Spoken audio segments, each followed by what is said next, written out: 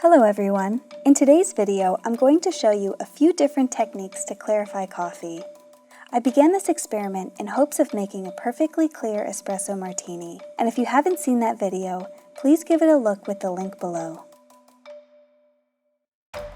For this clarification, I tried using Agar Agar, whole milk, charcoal filtering, and also a combination of these techniques to get the most clear and colorless coffee at home, without the use of any special equipment. In fact, one of the final tools I used was something you probably already have lying around, or could easily pick up at any grocery store or pharmacy.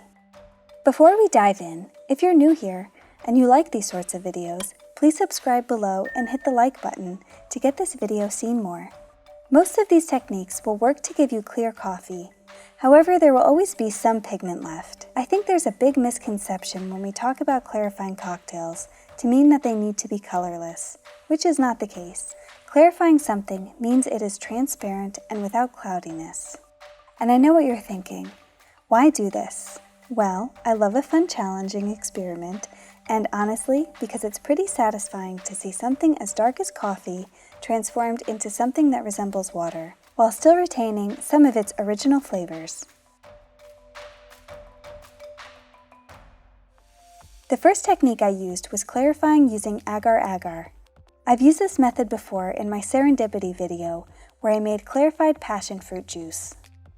The agar causes the liquid to form into a gel, which traps the solids of the liquid. Then you can lightly squeeze or let it melt through a filter, and you'll be left with a clear liquid. First, I will pull 2 shots of espresso. Once it's finished, I'll weigh it out on a kitchen scale. Minus the weight of the glass, this gave me about 51 grams of espresso. Then I will weigh out 0.02% of that weight in Agar Agar powder.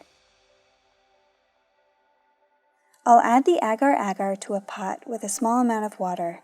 I used about a 1/4 cup. I'll whisk this together and let it come to a boil for 2 minutes. From there, I added my gel to the espresso and stirred until it was well combined. I put this mixture into a container in the refrigerator for a few minutes to firm up into a gel. Agar is great in that it can gel at a fairly high temperature, as compared to something like gelatin. Once gelled, I'll break it up a bit and place it into a coffee filter over a pitcher to collect the clarified coffee. The gel will gradually melt, and all of the cloudy bits will stay trapped in the gel. It's a bit hard to tell because the coffee is still very dark, but it did yield a very clear final product. It actually has a cleaner taste, and you can still get all of those delicious chocolatey bitter notes from the coffee. However, like I said, it was too dark and it seemed like a different clarification process was necessary. Next, I tried milk clarification. If you're not familiar with this process, just sit tight because I'm going to give a quick overview in just a second. For a more in-depth tutorial on this, please see my milk clarification for milk punch video linked below. For this first milk clarification process, I tried using espresso. I pulled 2 shots and it became clear pretty quickly that there just isn't enough water content to get the kind of clarity I was after. Simply adding water would have diluted the flavors, so I needed something else that was concentrated enough and still had a sizable liquid component. Enter the cold brew. This is one of those nitro cold brews. I'll be using plain cold brew as well in a little bit. For this process, I'm going to be using 1 can of nitro cold brew, 1 cup of whole milk, some vanilla extract, and some citric acid. I added 1 cup of whole milk to a saucepan over medium heat.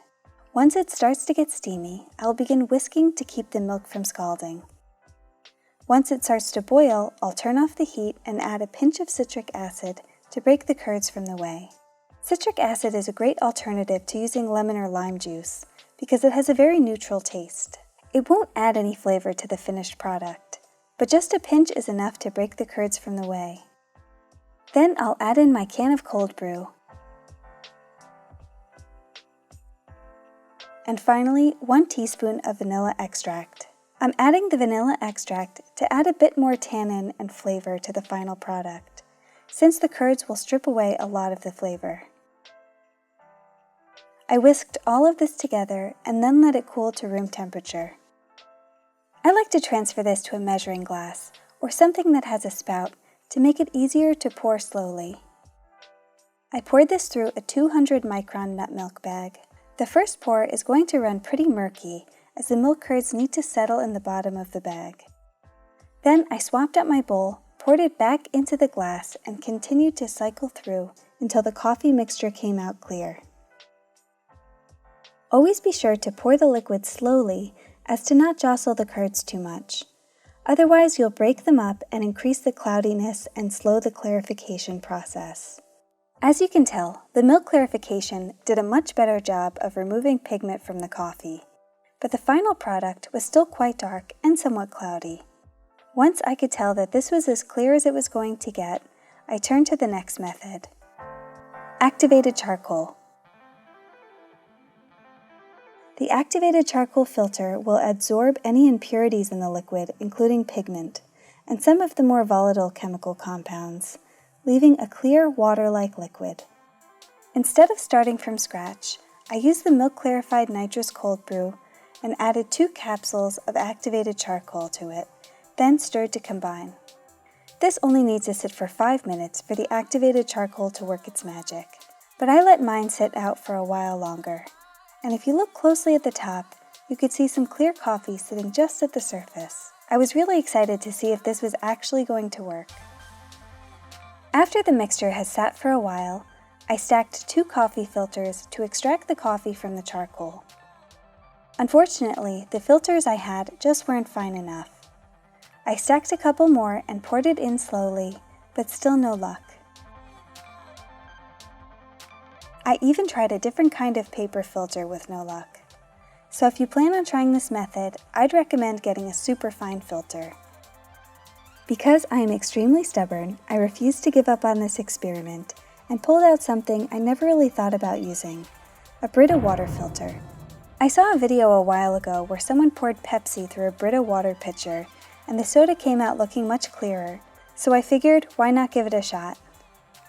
I poured my charcoal coffee mixture through there, and the first pass separated most of the charcoal sediment from the coffee.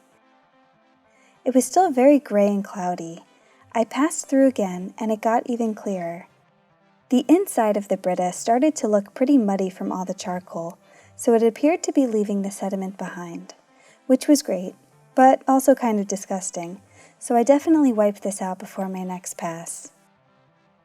When I poured it out, you could see that it still had some brownish tint to it, so I went for a third pass. My third pass, the charcoal had been completely filtered out and only the clarified coffee remained. There is still a bit of a yellowish tint, so as you can guess, I gave it one more pass.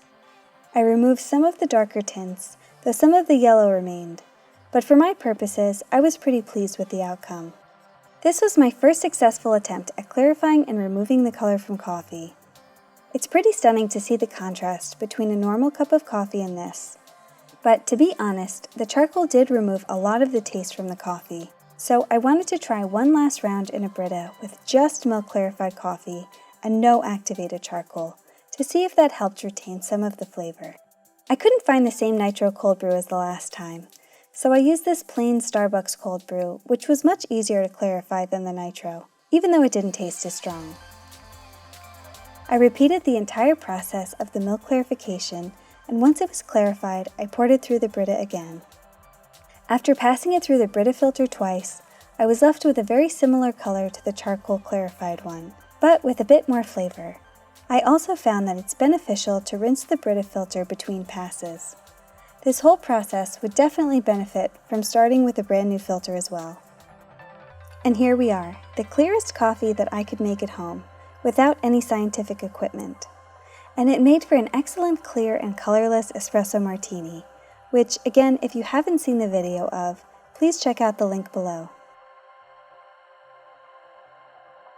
And just for fun, because I knew someone would ask, I did just pour the cold brew straight through the Brita filter, and it started off coming out colorless, but then eventually got darker, though it was still pretty clear. Now, the most important question. Was this all worth it? In a word, nah, I don't think it is. Yeah, the espresso martini looked cool and it definitely tasted great, but it's just a cool gimmick, you know? Don't get me wrong, this was just a fun experiment, and I was excited for the challenge of clarifying and removing the color from coffee, and then to see if I could still make one of the darkest cocktails out there, clear and colorless. But in the end, I think you really lose so much of what makes coffee coffee once you strip away all of the oils and tannins. To then use this in a cocktail, you have to make up for it by adding another coffee element somehow, like I did with the rapid infusion of coffee beans and rum. I think this is true of a lot of clarified cocktails. There's a big craze to clarify everything, and it takes away what makes the drink special in the first place. They look cool, but the process to get there can be quite arduous, and in the end, you just want the cocktail. I think in concept cocktails like Existing Conditions Serendipity it works, or most other milk punch cocktails. Anyways, that's my 2 cents on the matter. I'm still glad I did it. Like I said, I love a challenging experiment, especially with something that would result in such a contrast from where it began. And I hope you enjoyed watching it and picked up a thing or two along the way. If you do like these sort of experiments, please let me know in the comments below, and perhaps another one you'd like to see. Thank you so much for watching. If you've made it this far, please give this video a like. It really helps out my channel, and do please subscribe if you haven't. I'll be returning with more cocktail-centric videos soon, so be on the lookout for those. Don't forget to visit theweepearl.com for more recipes as well. Cheers everyone, see you soon.